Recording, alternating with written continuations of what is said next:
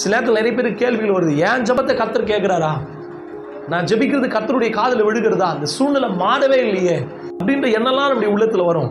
இந்த வசனம் சொல்லுது, தம்மால் தெரிந்து கொள்ளப்பட்டவர்களின் விஷயத்தில். அந்த விஷயத்தில்ன்ற வார்த்தை எனக்கு ரொம்ப பிடிச்சது. ஆண்டவர் நம்ம விஷயத்தில் என்ன பண்ணுறாரு, கவனமாக இருக்கிறார். இந்த உலகத்தில் இருக்க எல்லாரையும் படைச்சிற ஆண்டவர் ஸ்டில் அவர் என் விஷயத்தில் கவனமாக இருக்கிறார். இன்றைக்கி 2 பேர் பேசும்போது இன்னொருத்தர் கவனிக்க மாட்டுறாங்க, பிஸி லைஃப், ஃபோனை பார்த்துட்டே இருக்கிறாங்க, மைண்டில் ஏதோ ஓடிட்டே இருக்குது. ஹஸ்பண்ட் கவனிக்க மாட்டுறாரு, மனைவி கவனிக்க மாட்டுறாங்க, பிள்ளைங்க சொல்கிறத பெற்றோர் கவனிக்க மாட்டுறாங்க, பெற்றோர் சொல்கிறத பிள்ளைங்க கவனிக்க மாட்டுறாங்க, பிஸி லைஃப். ஆனால் ஆண்டவர் நான் மூச்சு விட்டால் கூட என்ன பண்ணுறாரு, கவனிக்கிறார்.